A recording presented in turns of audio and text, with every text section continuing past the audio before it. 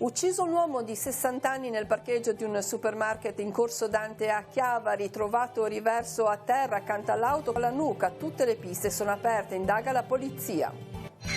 Tutti siamo debitori verso Dio, ma se non perdoniamo, Dio non ci perdonerà. Semplice e incisiva la catechesi di Papa Francesco questa mattina. Il tema, la quinta invocazione del Padre Nostro. Non lasciamoci vincere dalla paura, così il Vescovo, celebrando la messa di Pasqua nel carcere di Chiavari. Monsignor Tanasini è invitato a non lasciarsi soffocare dalle vicende della vita. Calcio, Lega Pro battuta d'arresto per la Virtus Entella che, sconfitta in casa del Piacenza, perde il primato in classifica. Prossimo impegno sabato a Torino con la Juventus Under 23. Buongiorno a tutti, ben arrivati a Tigullio oggi. L'apertura, come avete sentito dai titoli, è dedicata ad un fatto di cronaca avvenuto a Chiavari, drammatico risveglio. Un orefice di 60 anni è stato ucciso accanto alla sua auto nel parcheggio che aveva in affitto in un autosilos di Corso Dante. Indaga la polizia, tutte le piste al momento sono aperte. I dettagli nel servizio di Maurizio Garreffa. Un foro alla nuca, il corpo accasciato accanto alla sua auto, nessun segno particolare di lotta. È stato trovato così intorno alle 21 di ieri sera il corpo di Orazio Pino, 61enne, nel parcheggio di un supermercato in Corso Dante. Da quello che sembrava un malore si sono aperte invece le indagini per omicidio. Sul posto inizialmente il 118 e una pattuglia della polizia. Gli agenti del commissariato di Chiavari si sono accorti subito che qualcosa non andava. Alla base del cranio dell'uomo c'era un piccolo foro, sebbene non ci fosse una pozza di sangue. Esecuzione? Tentativo di rapina andato male? Per il momento nessuna ipotesi viene scartata dalla squadra mobile di Genova che ha preso il comando delle operazioni guidate dal primo dirigente Marco Calì. L'autopsia non ha ancora fornito i dettagli sulla causa della morte. La polizia è cauta, potrebbe essere il foro di un proiettile sparato da una pistola di piccolo calibro, spiega Luca Capurro, vice questore di Chiavari, ma anche uno stiletto o qualche altra arma. D'altra parte, per tutta la mattinata, la scientifica è rimasta sul posto al quinto piano del silos di Corso Dante, alla ricerca di bossoli o altre tracce lasciate dall'omicida. Gli investigatori stanno anche visionando le immagini delle telecamere di videosorveglianza del supermercato, del parcheggio e pure della strada per capirne di più. Alcuni testimoni, ascoltati dalla polizia, non hanno fornito indicazioni utili al caso, non avendo visto direttamente persone in fuga o altri elementi di prova. Secondo le prime informazioni, Orazio Pino sarebbe stato ucciso verso le 20:30 mentre stava per entrare in macchina nel parcheggio che aveva in affitto e non nella parte pubblica riservata al market. È stata una notte di duro lavoro. Al mattino presto la voce ha cominciato a circolare in città. Un mazzo di fiori è comparso dalla saracinesca del negozio di compraoro che il signor Pino gestiva in centro città. Si indaga anche sul suo passato. La stampa locale ricorda infatti che Orazio Pino era stato in passato collaboratore di giustizia. E ora passiamo alla politica amministrativa. Inizieranno subito dopo i ponti primaverili alcuni lavori nell'area portuale di Sestri Levante, lavori che si sono resi necessari a seguito delle mareggiate dell'ottobre scorso. Il Ministero delle Infrastrutture e Trasporti, attraverso il Provveditorato Opere Pubbliche, ha accolto la richiesta del Comune di finanziare gli interventi necessari per un importo pari a 36.500 euro. In particolare il Ministero provvederà a rifare o a sistemare diversi tratti di ringhiera della diga del porto. Sul pontile Margherita verrà rifatta la pavimentazione e infine sarà sistemata la rampa di accesso per soggetti con capacità motoria ridotta.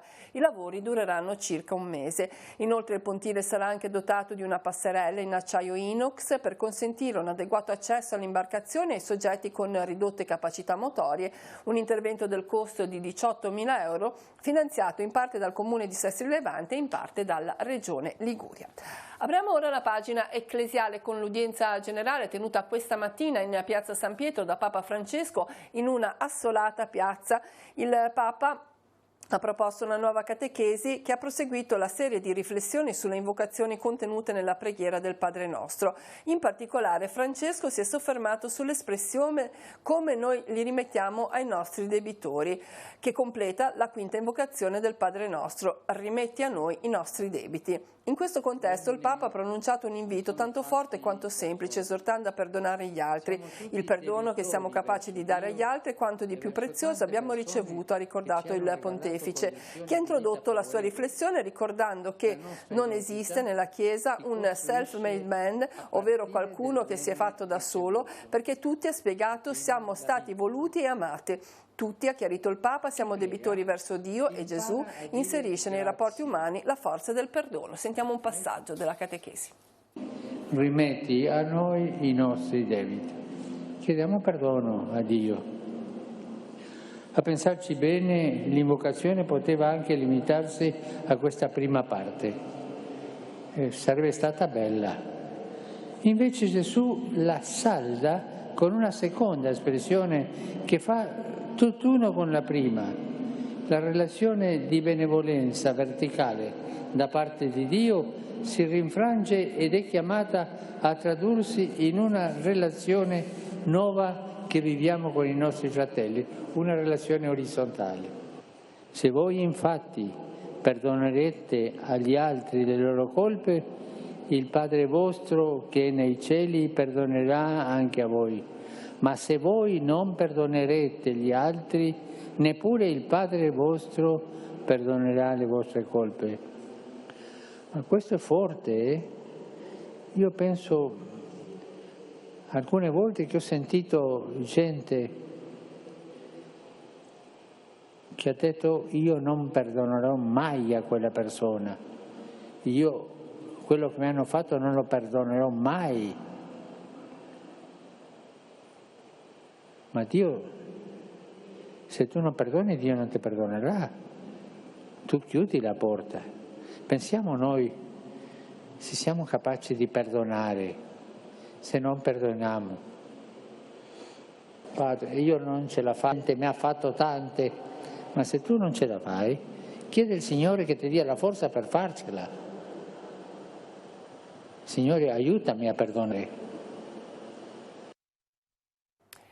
In diocesi il Vescovo ha celebrato la messa di Pasqua all'interno della casa di reclusione di Chiavari. La celebrazione ha visto la presenza di alcuni volontari. Nessuno può perdere la propria condizione di figlio di Dio, ha detto Monsignor Tanasini. Non lasciamoci vincere dalla paura, non lasciamo che le vicende della vita soffochino il dono che il Signore ci ha fatto col battesimo. Sono parole di speranza, quelle pronunciate dal Vescovo di Pasqua nella casa di reclusione di Chiavari, rivolte in particolare ai detenuti riuniti nel refettorio della struttura. Tutti, ha spiegato Monsignor Tanasini, partecipiamo della risurrezione di Gesù. Nessuno di noi può dire l'ho perso per sempre, questa condizione di figli, nessuno. Noi ormai siamo davvero figli di Dio e la nostra vita è fatta per essere risorta. Questo ci riguarda tutti. Nessuno di noi dica non c'è più niente da fare. Ecco, questo credo che sia il grande annuncio di gioia. La messa con il Vescovo arriva sempre dopo un attento cammino di preparazione. La Pasqua è un momento forte anche per chi ha commesso un crimine e sta scontando la sua pena. Ci sono persone che chiedono il perdono, certamente, come fuori, come succede, non c'è molta diversità tra la vita dentro e la vita fuori dal carcere. Le persone hanno più o meno le stesse dinamiche, gli stessi bisogni, le stesse attese, anche gli stessi desideri. Alla celebrazione, animata dalle sorelle Clarisse di Levi, erano presenti come sempre alcuni volontari, un modo per far sentire la comunità diocesana vicina ai carcerati. D'altra parte, la casa di reclusione di Chiavari è stata una delle tappe, il venerdì santo, della Via Crucis dei giovani. È una delle opere di misericordia venire a trovare i carcerati, quindi i volontari, anche i volontari così che non entrano regolarmente nel carcere, possono durante la messa di Pasqua o di Natale venire a fare questa opera e questo lascia sempre un segno molto bello dentro il cuore delle persone perché è un segno di vicinanza molto prezioso. Ora ci occupiamo di sanità, lo facciamo attraverso un articolo che troviamo pubblicato sul nostro sito teleradiopace.com. L'ASL 4 Chiavarese ha infatti acquistato una nuova TAC di ultima generazione, più veloce, in grado di effettuare esami di alta qualità e con una minore emissione di radiazione. L'investimento ammonta a 452.800 euro, di cui 328.900 finanziati da Regione Liguria. La nuova apparecchiatura è dotata di sistemi automatici per la riduzione della dose radiante in funzione della tipologia del paziente e dello studio in programma, funzionalità specifiche per lo studio pediatrico e protocolli per preservare organi più sensibili. Queste novità si associano anche all'ultimo completo rinnovamento delle apparecchiature della radiologia con tecnologia digitale diretta, in parte asservita al pronto soccorso di Lavagna, e all'acquisto di una nuovissima apparecchiatura radiologica telecomandata polifunzionale, dotata di altissime capacità prestazionali. La nuova TAC verrà posizionata nei locali della radiologia al piano terreno dell'ospedale di Lavagna e sarà installata entro il mese di ottobre. Un gruppo di studenti del Marconi del Pino di Chiavari ha realizzato una gita diversa, un vero viaggio di istruzione. In Calabria ha potuto conoscere le bellezze del territorio, gustare l'ospitalità, apprezzare le iniziative di giovani e ascoltare le testimonianze di persone che si oppongono alla malavita. L'iniziativa è stata promossa dalla scuola in collaborazione con il progetto Credere dell'Ufficio Scuola della Diocesi di Chiavari e l'organizzazione del Consorzio Goel. Sentiamo. Gli studenti del liceo Marconi del Pino di Chiavari hanno compiuto un viaggio di istruzione in Calabria. Qui hanno incontrato e ascoltato persone che si oppongono alla malavita, come Michele Albanese, giornalista minacciato dall''ndrangheta. Un'andrangheta che noi qui cerchiamo di combattere, perché spetta a noi metterci il petto e la faccia, con azioni di contrasto sociale, civile e culturale. Ma il lavoro di contrasto alle mafie spetta ad ognuno di noi, indipendentemente se si vive in Calabria, in Sicilia, in Liguria, in Lombardia o in Piemonte. Toccante l'incontro con Suor Carolina Iavazzo, testimone dell'eredità di Don Pino Puglisi, il parroco del quartiere del Brancaccio a Palermo, ucciso dalla mafia nel 1993. Lì dove il sacerdote era nato, Don Pino trova una realtà nuova. Scopre che nel quartiere Brancaccio c'è tanta ignoranza. L'ignoranza favorisce la mafia ed è favorita dalla mafia. L'intuizione di Don Pino per riqualificare il quartiere e combattere la mafia fu una. Iniziamo dai giovani, così perché i giovani sono più aperti alla vita, al futuro, sono più malleabili, più docili, sono più portati al cambiamento, e così abbiamo poi fatto una scuola serale per ragazzi della vostra età, per fargli prendere almeno la quinta elementare. Ripartire dai ragazzi garantendo loro la possibilità di vivere in una realtà attenta alla loro crescita e vicina alla Chiesa. Lui chiedeva sempre, non chiedeva per sé, chiedeva per gli altri, chiedeva che venissero fatte le allacciature alle fogne, una luce un po' più forte, chiedeva la scuola media, chiedeva un parco giochi, certo non per giocare lui, è ovvio, lo chiedeva sempre per la gente. Quindi la gente piano piano si è aggregata intorno alla Chiesa e al centro Padre Nostro, perché capiva che da lì veniva un benessere non solo spirituale ma anche materiale e corporale. 15 studenti del liceo Davigo Nicoloso partono oggi alla volta di Edimburgo nel Regno Unito per un'esperienza di 21 giorni in alternanza scuola-lavoro in Scozia. Sono i ragazzi protagonisti del progetto blog scolastico Sharing che, guidati da Don Federico Picchetto, hanno vinto i fondi europei messi in palio dal Ministero dell'Istruzione, della Ricerca e dell'Università per la realizzazione di uno stage nel campo del marketing e della comunicazione. Lavoreranno in agenzie di viaggi, strutture caritative, studi fotografici, associazioni, curando nell'immagine la qualità della comunicazione, il tutto rigorosamente in lingua inglese. Sono 15 giovani di Chiavari, Sestri Levante e Rapallo Arecco, tutti tra i 17 e i 19 anni. Alloggeranno tutti nello stesso residence con l'obiettivo di costruire una vita di comunità capace di sostenere i ragazzi in questa esperienza così interessante ed impegnativa.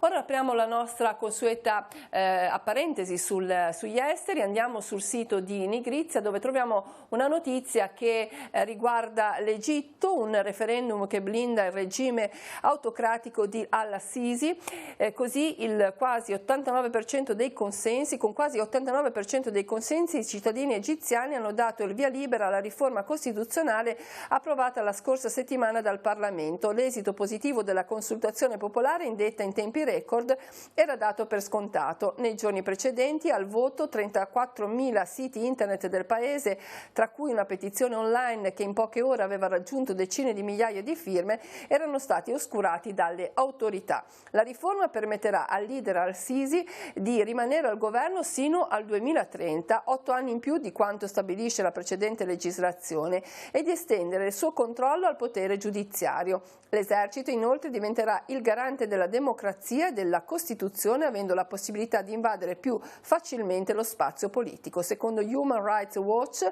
la riforma è molto pericolosa perché istituzionalizza l'autoritarismo e accentra ulteriormente il potere nelle mani di al-Sisi in un paese in cui i diritti umani sono già a rischio.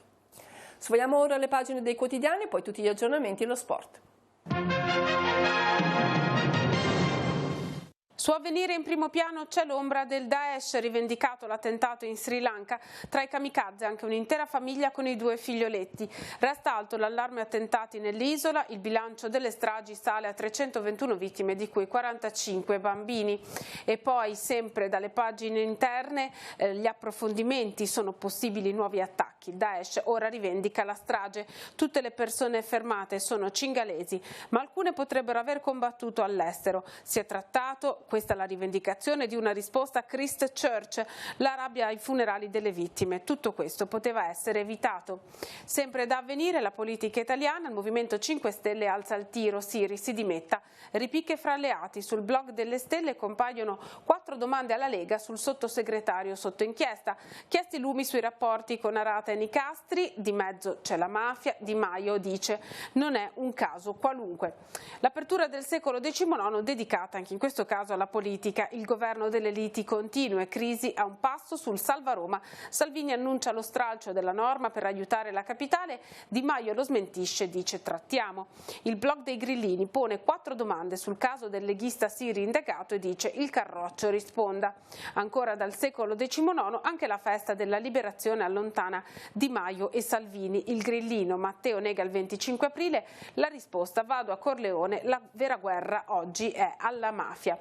Dalle pagine delle cronache, auto travolta da una piena, dispersa una donna di 80 anni. A dare l'allarme il marito che aveva cercato di guardare un torrente nel Pisano. La coppia, da anni residente a Santa Margherita Ligure, era in vacanza. E l'edizione del Levante apre proprio con questa notizia, il racconto di Mino Patti, noto chef rapallese, cugino dei coniugi travolti dalle acque vicino a Cecina. Lei, come detto, risulta ancora dispersa. Ancora dalle pagine del secolo XIX, così progettiamo una difesa più solida per il porto turistico più antico d'Italia.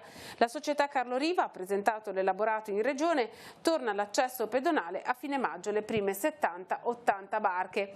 Sempre dalle pagine del secolo XIX, la vigilia del 74° anniversario della liberazione, Rapolla, la famiglia partigiana di Sestri Levante. Dopo l'8 settembre Antonio e Rosario, padre e figlio, vennero inquadrati nella divisione Coduri del comandante Virgola. La storia raccontata oggi sulle pagine del secolo da Sandro Antonini.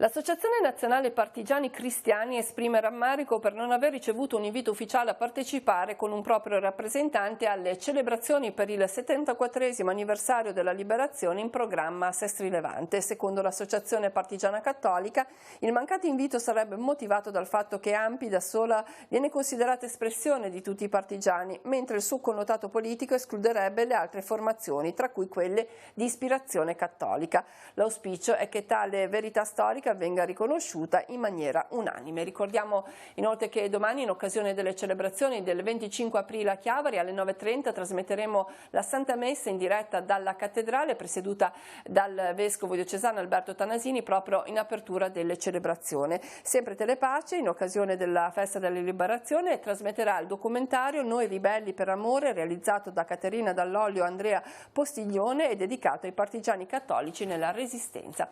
Ora andiamo in redazione per vedere se ci sono altri aggiornamenti per noi oggi. Emanuela Castello.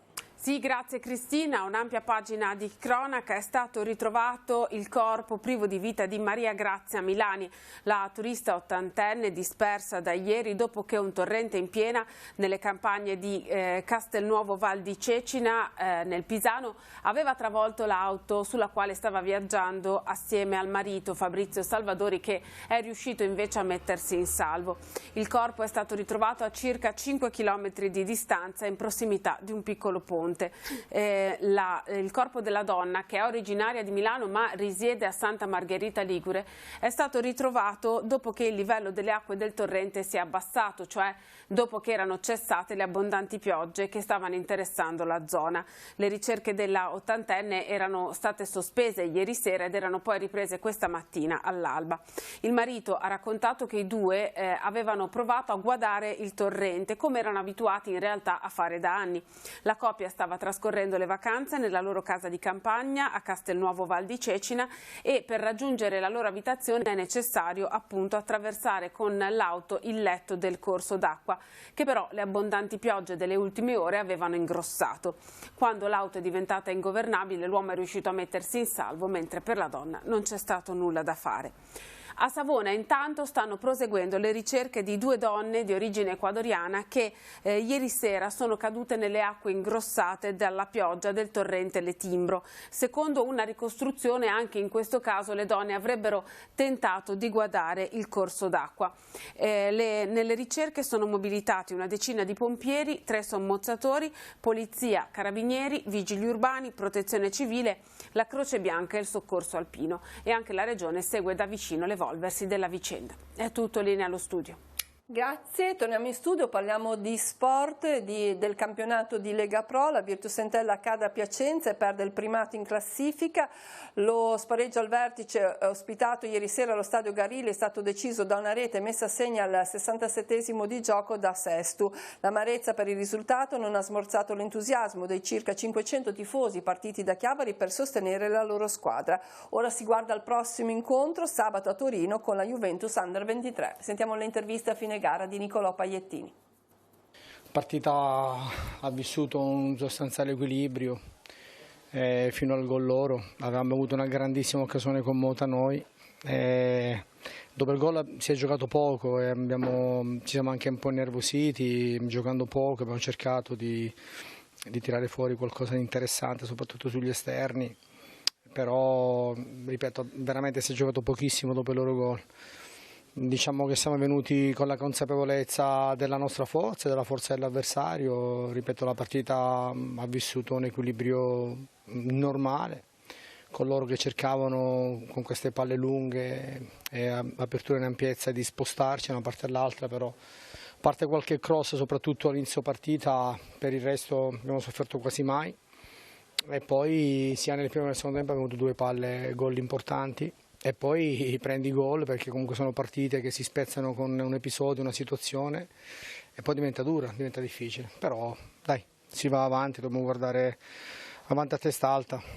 Ti chiedo una battuta sui tifosi, perché si è parlato tanto naturalmente in questi giorni della grande campagna del Piacenza che ha portato 9.000 persone allo stadio, ce n'erano tante anche da Chiavari che nonostante naturalmente anche la pioggia si sono fatte sentire per 90 minuti. Sì, un ringraziamento speciale va soprattutto ai nostri tifosi che nonostante non sia un giorno di festa sono venuti così numerosi qui a Piacenza, e dispiace che alla fine non siamo andati a salutarli, però possono capire un po' il nostro rammarico, la nostra rabbia, però mi sento di ringraziarli qui in questa intervista, perché veramente ci hanno, non tra virgolette sorpreso, però erano veramente tanti e si sono fatti sentire. Con lo sport si conclude questa edizione di Tigullio Oggi. L'informazione torna questa sera alle 19.15, alle 20.30, 22.45 su Telepace 1, ma continua alla canale 187 sul nostro sito teleradiopace.com. Grazie a tutti dell'attenzione, buon pomeriggio.